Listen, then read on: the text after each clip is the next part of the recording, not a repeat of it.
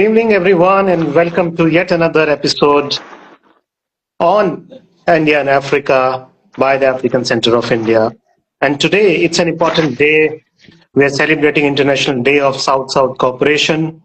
And today we'll be talking about the narrative that is being traditionally built, that is being traditionally showcased when it comes to Africa and India. And with me today is a very eminent guest today, Mr. Adam Alqali from Nigeria. Mr. Alqali is a journalist, he is a mediapreneur and founder of the Pan-African digital news magazine, African Newspage. Heartiest welcome to you, Mr. Adam Alqali.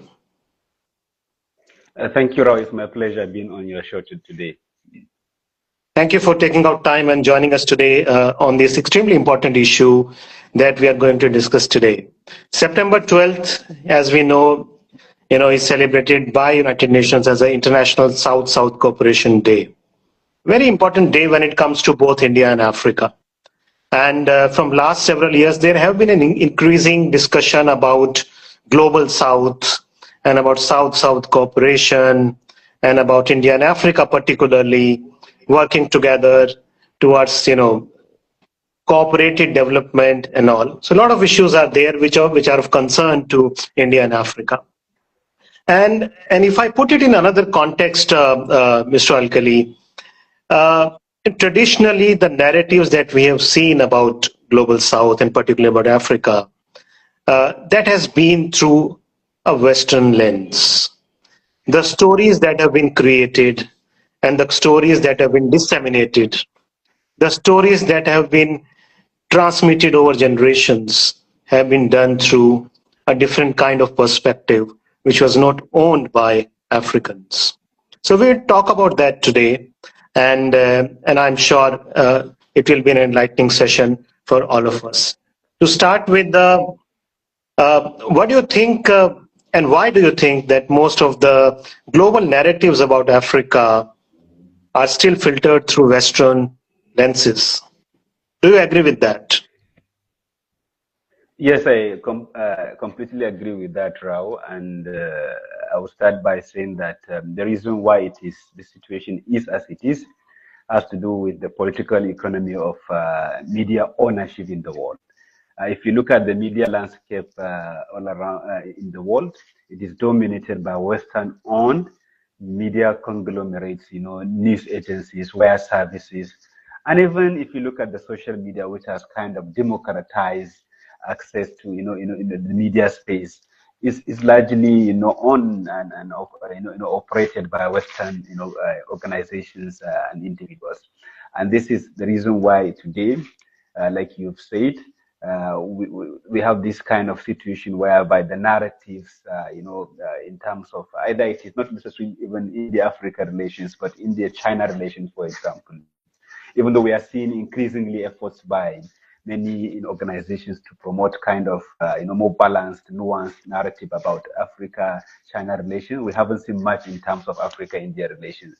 So like I said earlier, this has to do entirely with the political economy of ownership of media organizations in the world, which is dominated by Western organizations, which is funded by Western organizations, and not just mainstream media organizations like cable news, newspapers, magazines, but also newswire services, like the APs of this world, many other, leading news agencies, that help in shaping this narrative. So it is entirely about that. Thank you. I totally agree. Media ownership plays an extremely important role, and we see larger democratization of media now with social media coming up, but it also has its own limitations that we know. If I ask you, Mr. Alqali, you have been in the media industry for several decades. And you have been working on the intersection of international relations, development forums, as well as you have been handling independent media house as well. According to you, what are the standard stereotypes that you still see in media reporting about Africa? So in media reporting, when you say media reporting about Africa, from which perspective? From do you mean? I mean, when you say media reporting about Africa, from which perspective? By who? By From which? the popular perspective, or the maybe the dominating perspective that is there globally, whether it's from the Western perspective or from any other influence. But what has been the dominating stereotypes that you see, that has been, So that's how African if you're talking about continent the is. yes, the dominating stereotypes about about Africa, we know that there is a lot of stereotypes over the years that have been perpetuated, and they say when lies get told and retold, it becomes accepted as a truth.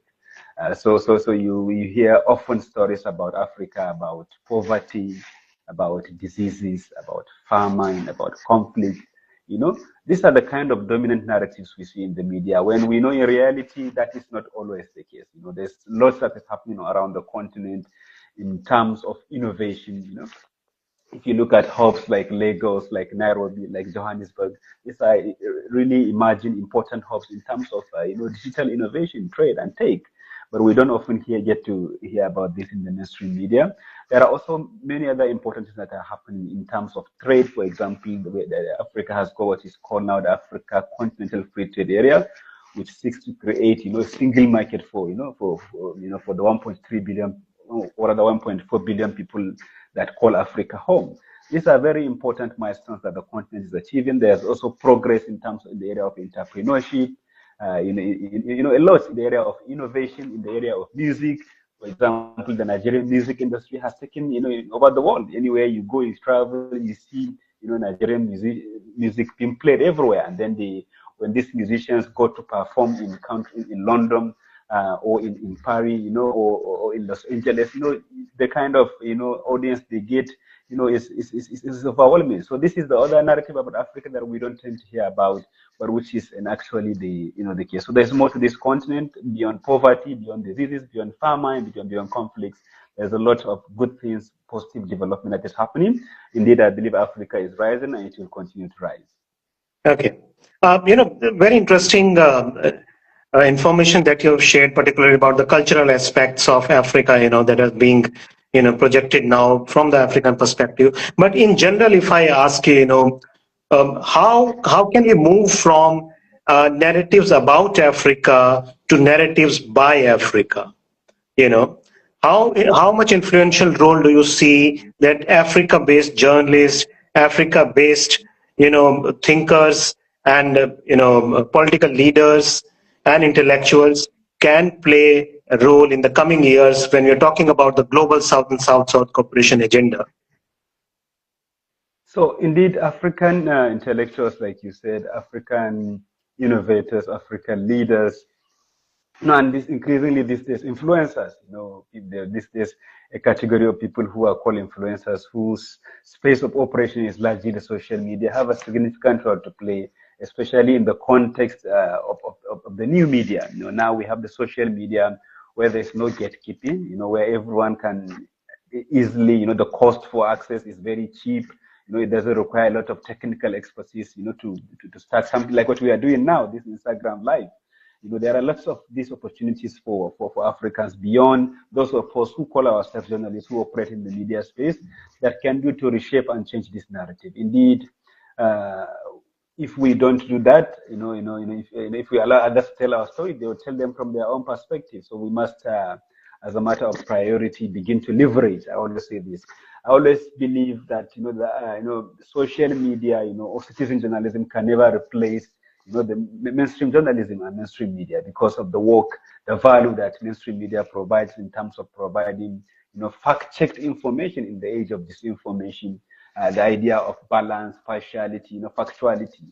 Yet, I believe social media is an indispensable tool in terms of shaping narratives in this age.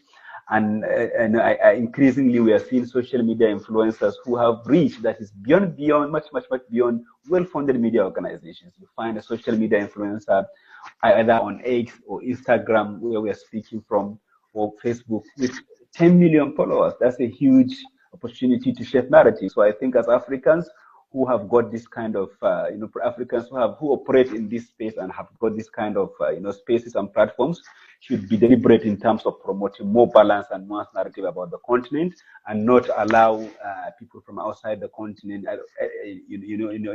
be they West, be they East, or wherever they are, to shape this narrative. Okay. If I ask you, what is missing in the current media ecosystem, which can, help us in amplifying our voices as global South? If you would like to pinpoint the limitations or the missing elements in our strategy, or what we need to do differently. So the missing elements in terms of the media, how the media operates in the in the global South is like I said earlier, is that for long Western media has been the dominant media as far as the world is concerned, and they shape have shaped the narratives about global South, and including Africa in particular, and of course also India. But you see what is happening, the elements that are missing is about funding, getting, let me look at it from two perspectives. One from the perspective of the mainstream media, but also increasingly from the perspective of new and digital media, which is citizen driven in many cases. So in terms of the legacy or traditional media, what is missing is the fact that as the global South, we still don't have our own voices. If I ask you about the top cable news channels in the world, what comes to mind is CNN, is BBC, is Al Jazeera. Well, that is also, I think, something that is good, because Al Jazeera is, you can say, is from the global South. But how many Al Jazeeras do we have compared to, the CNNs of this world, the Fox News, the ABC News, and the Times of this world, the Economist, and the Washington Post. So indeed, what we must do as Africans is be deliberate in terms of our investment in media, because for you to be able to shape this narrative, you need to have control of the media. If you don't control the media, there's no way you'll be able to shape, a narrative about yourself. So the thing is, for us being deliberate, we need to see more Al Jazeera springing up around across the global South. We need to see more of this kind of platforms that try to kind of provide balance, in terms of this narrative. And increasingly, CGTN is also doing well. I will tell you this: yes, it's the Chinese national broadcaster. Or rather, Chinese-owned CGTN is also increasingly providing an alternative voice, to this. But like I said, we still have a long way to go in terms of, filling the missing gaps in terms of, the media space. But like I said earlier, also, we shouldn't always, in this age, rely on the mainstream media to shape this narrative, because increasingly we see social media playing a very, very important role, and I believe this will increase as time goes on. These days, the legacy or other mainstream media do not have the privilege, no longer enjoy the privilege of breaking the news, for example. The news breaks on the social media. What the mainstream media does is come back later, provide details, provide context, verify things, provide, the right facts. But we don't set the news agenda anymore, and we should not take that for granted, and therefore should find a way of leveraging these social media platforms, which are very cheap, to access, to operate, to be able to, shape, fill these gaps that perhaps, we may not be able to do easily with the mainstream media. No, I absolutely agree with you, whether it's traditional media, and now increasingly it's the digital media and the new media that is playing an important role. But when it comes to the missing elements, yes, of course, ownership and control, the finances of media is one of the important, I would say, bottlenecks when it comes to playing a dominant role in the media space in Africa.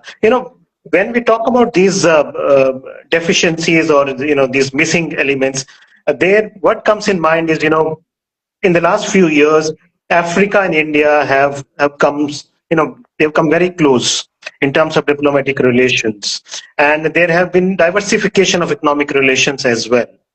Can media diplomacy could be an important element or important, I would say, a significant part of Africa-India diplomacy? Do you think that? And do you think, second question is, do you think that the media in African continent is keen to partner or cooperate or coordinate or get into kind of a relationship with media in India to develop a common voice that can be amplified as the voice of Global South? Thank you so much, Rao. Now, in terms of your first question about, the role of media diplomacy in promoting, kind of more understanding, enhanced cooperation between India and Africa. I would say the media, particularly the entertainment media in this case, or rather Bollywood to be specific, has really shaped for generations, because, for example, in northern Nigeria, where I come from, from the 1940s, upward up to this date, people watch Bollywood movies, watch cinemas in those days when people even not everyone, there was not a home video, people didn't have TV, but people were going to the cinema to watch Indian movies. So and this has really helped in terms of creating a kind of understanding between the people of Nigeria, particularly northern Nigeria, whose culture in a way seem to align similar to that of the people of India. And shape the ways northern Nigerians view Indians. But this is not always, a full picture. There's a tendency like everything about India is about Holi, is about movies, is about singing, is about dancing. That is not a true picture. But this is what Bollywood has succeeded in creating. So I'm saying this to provide a kind of context and to also help us understand how, if done very well, very effectively, very strategically, the media can help foster understanding between the peoples of India and Nigeria. But unfortunately, as it is now, because of, like I said, Bollywood, which is the lens through which most people, in Nigeria and other parts of Africa view India, the tendency is to think that India is about, singing, like I said, about dancing, and stuff like that. Whereas we know India is an emerging tech hub in the world. Bangalore is seen as kind of another Silicon Valley, as a tech hub in India. India is doing very well in pharmaceuticals. So what we need to do is try and foster, to answer your second question, a kind of relationship, exchange, of ideas, of of stories between India and Africa, and that can be achieved through, for example, having a kind of media network, India Africa Media Network, that will allow journalists from India and Africa to work together around stories, that help promote, more balanced, understanding about the two, if I may say, the continent and the subcontinent, because India itself is as big as a continent, but even though it is referred to as a subcontinent, it's one nation.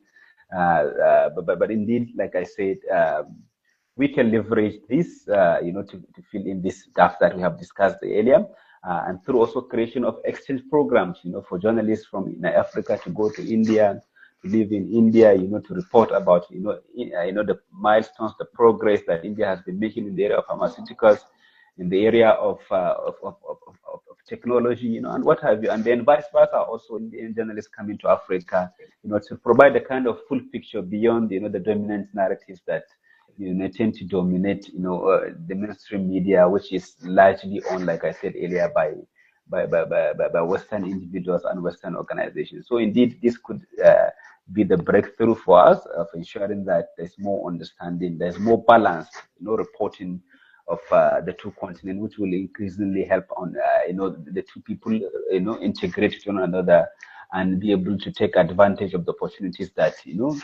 these exchanges might bring, because Africa has got lots to offer, India has also a lot to offer, but we need stories, about these two continents, beyond the stereotypical ones we see in the media, to help, create, this, situation whereby, Indians and Africans are able to relate with one another and take advantage of the opportunities that two, countries or other continents or subcontinents, can offer. Yeah. No, Mr. Alqali, two interesting takeaways for me from what you have just said. One is, I totally agree. Bollywood has always been a dominant lens through which, Africa has been looking at India. The image that has been created, it's a part of the soft diplomacy that India has done over the decades, and it has been a dominant form of diplomacy, a soft diplomacy that has been, projected and through Bollywood. But of course, they're just one part of communication that India wants to do with Africa. There are other strategic and other important issues also that are of concern for both India and Africa, and that needs to be discussed by the mainstream media of both Africa and India. And there, the idea that you have given is something like creating a platform of India and Africa network of media, of journalists, something that can be productive for both India and Africa.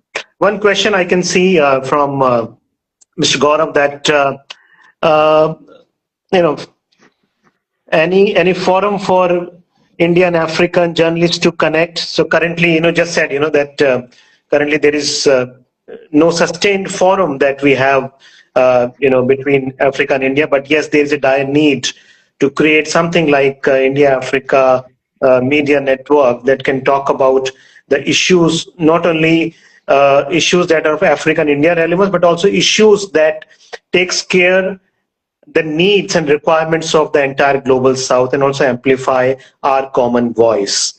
That is definitely is required. Secondly, I would like to in fact take forward our discussion on this point. How feasible or how practical do you see is it to create this kind of network between India and Africa, given the size of Africa, 50 plus countries, diverse political equations between various African countries. There are bilateral issues within African countries, and then India, again, a subcontinent kind of presence which has globally. And when Africa and India needs to come together through media diplomacy, what do you think could be the practical way to do it?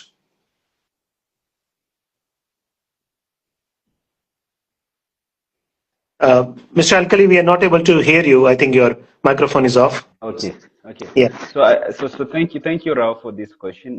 Like you said, I also understand, and appreciate the diversity of both India and Africa. There's a tendency to, reduce this continent and subcontinent, to one thing. But this actually is very diverse, like you said. It's not homogeneous, the two continents are quite diverse, but what I see is that there are similarities, like I said earlier, in terms of a lot of things, religion, culture, and what have you, that India shares with many African countries. For Africa is diverse, but yet I must tell you that there's a tendency as someone who travels very much across the continent to when you travel, you realize the similarities between these cultures. We are not we are very diverse, like I said, and same as India. But there's like we share.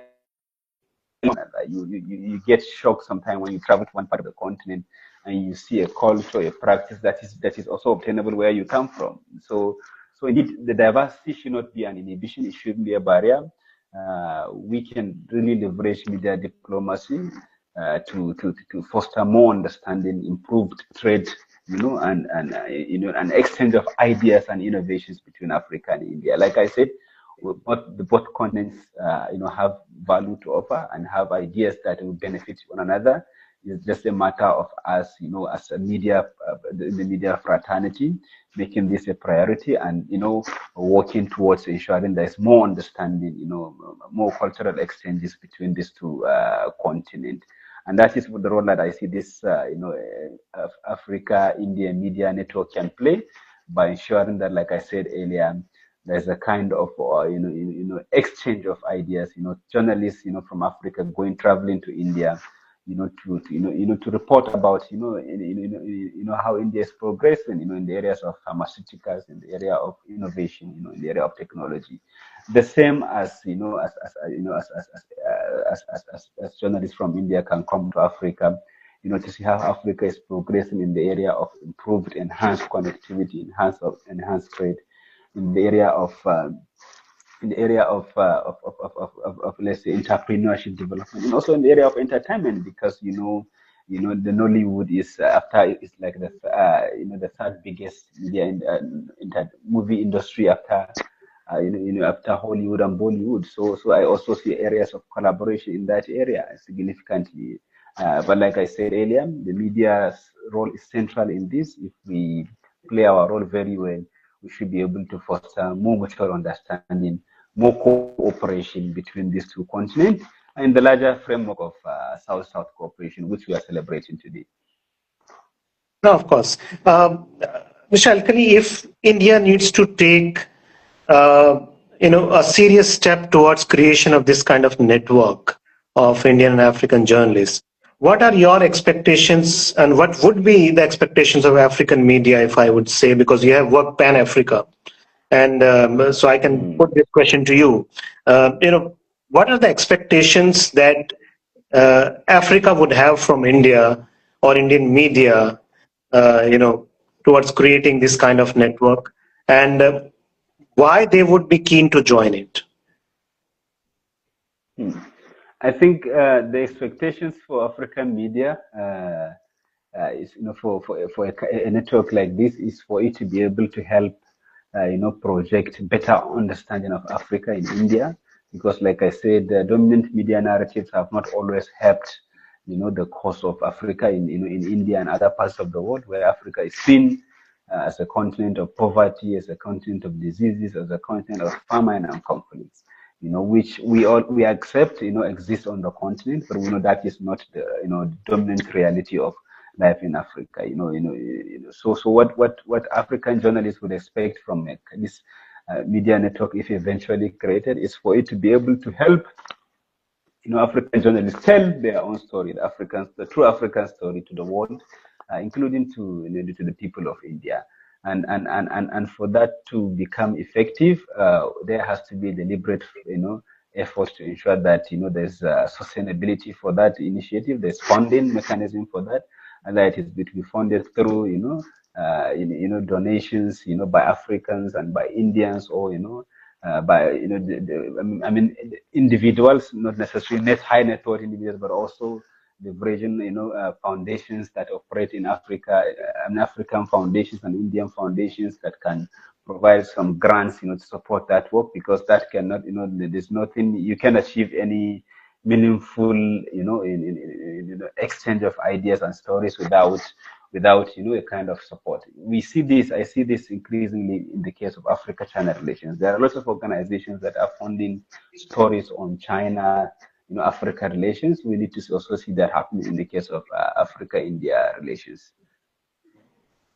There's another question, something about shifting global energy routes. How is Africa's role in India's energy security evolving? So are you covering development issues between India and Africa as part of your independent media, digital media news services? I wouldn't say we have done much in that respect, to be honest. But hopefully, we should be able to do that going forward. In fact, that's what my next question was, Mr. Alqali. Currently, or maybe if you see the last 1 decade, how much media space does the mainline legacy African media, how much media space they provide to issues related to India or the role of India in Africa? I wouldn't say there's much in terms of what the media does in terms of India-Africa relations in Africa. Obviously, because journalists don't manufacture stories. There has to be an opportunity for these stories to be created. Unfortunately, there's no platform currently to promote, to encourage, such reporting, of India by African journalists and vice versa. And unless we have that in place, there wouldn't be much in terms of what we see beyond, perhaps, for example, reporting of if there's a state visit or a visit by an Indian leader to Africa or vice versa. Reporting that kind of high-level engagements. Yes. So we really need to do more to ensure that we create that opportunity for journalists to report on these stories. No, that's another interesting point, because in the last 10, 12 years, or I would say the last 2 decades, generally, a lot of bilateral engagement has happened between India and various African countries in terms of development support, in terms of lines of credit, in terms of technology transfer, in terms of trainings to African students here in Indian institutions. But as you said, these kind of news related to development between India and Africa, this progressive news has not been showcased in the mainline media. One reason could be that the news is not reaching out to the media houses. There is no mechanism in place where there is a regular communication with African media in various countries. And I see a change recently, because now Indian high commissions and embassies in various African countries have been increasingly reaching out to African journalists, and some of the journalists are also visiting India now on exposure visits. So I think there a beginning has been made to bring that kind of positive change, and creating a supportive network of Indian Africa journalists will further enhance this kind of relationship and this kind of multilateral media diplomacy that we are talking about. By the way, have you ever been to India as part of No, this? not yet. Not yet, not yet. Like you said, indeed, we do see these things happening. I know, like lots of Nigerian students, for example, and other African students who who work in India. I have friends who also studied in India. Do you understand? And like you said, there's a lot of bilaterals happening between individual African countries and India, relationships in the areas, many areas. But the thing is, if you want to tell real stories, you do it beyond these high-profile events. You have to get journalists to travel to engage with ordinary people, and be able to tell their stories, and not just these high-level kind of things, that always they say, okay, there's this deal that has been signed, but nobody knows the impact of that really on the lives of real people, either in Africa or in India, and that's why we need such a network to ensure that. Journalists are able to travel and relate with ordinary people, and tell their stories, because these stories have to be solution-oriented, these stories have to be human-centered, and these stories have to be diverse. And the only way you can have that, you can do that even when, for example, a visiting head of state is, the president, the prime minister of India is visiting any country in Africa, or vice versa, a head of state from Africa is visiting India. There's little to report beyond this high-profile, engagements that diplomats have, and political leaders have among themselves. So journalists don't get to report, yes, such things that, if you have a network, and it can do. Yes, and that's where the actual space of engagement, media engagement lies, when we look beyond high-profile visits and we directly engage with the people. We talk about the impact that is happening on the ground, and that will further strengthen the relationship between India and Africa. And Yes, of course, yes. the Because ultimately, stories from the ground, that's what we need. The grassroots stories of change and solution. Ultimately, you see that there's no problem between, at that high level, political leaders, diplomats do not have a problem with one another. Where you have the problem is people to people, do you understand? So unless you create opportunities for people to understand one another, there is really much that can happen in terms of integration and exchange. Yes. So that has to happen. So track to diplomacy is where media of Africa and media of India can play a very important role. And in fact, a complementing role to what governments of various African countries and India have been doing from the last 1 decade. Before we conclude this program, Mr. Alqali, you have been running an independent media house for several years, and before that, you have been quite an active journalist, traveled extensively, covered a lot of issues. You have been engaged with various development agencies and forums as well in Africa and outside Africa. If I name a few, African Union, ECOWAS, GIZ and all, you have been associated with them as well in various projects. How difficult, or how, I would say, easier for a mediapreneur in today's time to run an independent media house in Africa? Well, that's a very good question, and I think it's one that is very dear to my heart. And I must tell you that this is not an easy task. The advent of the internet, has really disrupted traditional business media models. On the one hand, it has made, the entry quite cheap, as in the sense that these days you could simply, if you're able to afford a simple WordPress platform. You could start a news platform. You understand? Other things can fall in place later. But more, issues around, monetization, around social media engagement, audience engagement are really, really hard nuts to crack. And, funding for independent media platforms such as African Newspage is not something that you could say is easy to come by. Because, and another thing is that if you look at what we focus on, for example, is reporting development, on the continent, the reporting Africa's development agenda. It's different from somebody who, in an organization, media, who reports entertainment or politics, where you tend to get more visitors, more traffic, and then which translates to revenues, from, for example, Google or from the social media platform. So it's really, I must say, not an easy task, but there's been progress, and that's why, we are almost 10 years now, and we'll continue to, to push this. And as we also try to navigate, the challenges, that, digital media organizations, networks such as ours, have to continue to deal with until such a time when we're able to find the right business model that, provides, revenues for the media organizations. And increasingly what you are seeing is that even the model is changing. In the past, media organizations relied on advertisement. These days is increasingly, donor-funded philanthropy. So I must say that this is the case with African Newspage, and I believe the case with many other digital natives, media organizations in Africa, who are really keen on telling, filling the gaps in terms of where the mainstream media has not been interested in.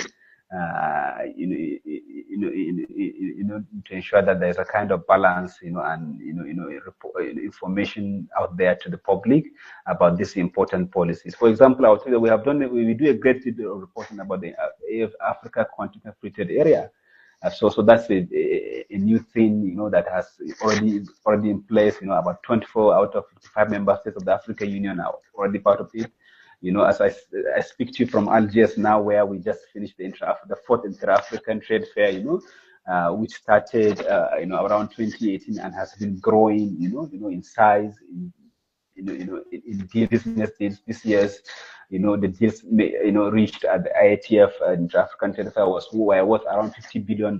So there are these important stories that people need to hear about, need to know, so that they can take advantage of the opportunities, which are unfortunately not, the mainstream media, is not very much interested in, and that's the role that, digital media organizations like ours can play in terms of filling the gaps.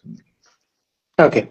If I summarize the discussion that we had today, the key points that comes out, which has huge potential for both Indian and African media are, one, we need to look for stories beyond high-profile visits. We need to have grassroots stories of impact, stories of real change and solutions on the ground. And I think both India and Africa have those stories in abundance, but they have not been reported till now. So our focus needs to shift there. Secondly, we need to amplify our voices. We need to, take the advantage of this growing digital media, the new media that is dominating the scene now, apart from the traditional media. And that's one area where, we can start focusing upon. Thirdly, Yes. there is a huge potential in creating an Indian Africa media network where we play the role of, we do track to diplomacy, where we talk about, the issues of concern from a journalist perspective, which is a more nuanced perspective. Fourthly, Global South-South cooperation, these are not just buzzwords, When it comes to South-South cooperation, it talks about a region which has a huge potential of growth if they are together, of development, of progress. So, and they need to have their strong voice. And that's where the role of media, both traditional and new media, whether in India or in Africa, can play a very important role. So these are the big takeaways for me from this discussion. Thank you so much, Mr. Alqali, for taking out time and joining us today. Anything you would like to conclude before we, finish today's program? Anything from your side? So, my final thoughts on this is that this is a very important conversation, and I hope we get this opportunity to discuss this important issue, as time goes on more and more. And like I said, the best way to do this is to have a kind of platform where journalists from Africa and India can work together to tell these balanced stories about, the stories, like you said, of impact, stories of change, that are happening, and also be able to tell the stories of, solutions. There's a branch of journalism that is emerging now called solutions journalism, to be able to tell stories of solutions that are working in India, for example, or working in Africa, that could be replicated, in India or in Africa, and vice versa. So indeed, I think the idea of that network is timely. We shouldn't, we should have it as soon as we can, as that is the only way we should be able to promote more understanding between our two peoples, beyond the reporting that we see when heads of state or ministers travel, either to Africa or to India, as the case may be. Thank you. Wonderful, and I think that's a very important point. Before we conclude the program, we need stories by Africa, not just stories about Africa. And that's where India and Africa can come together and amplify their voices.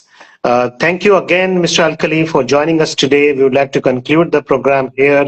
Those who had joined in this program live, thank you so much. It was wonderful having you, and especially the questions that you had asked. We could take up only a couple of questions, but definitely those questions are important for us, and we'll also discuss and brainstorm on those questions. Viewers, we do this series every month, and we take up issues that are of concern between India and Africa. The whole idea is to bring those issues on a discussion platform where we come out with not just ideas, but also with solutions that can be implemented. And today I'm happy that after this discussion, we are going ahead with a concrete solution of trying our efforts in creating something like India-Africa Media Network. So thank you so much, everyone, for joining us today, and we look forward to have you again in our next episode. Have a great day ahead. Thank you, and bye-bye. Thank you, Rao. Bye.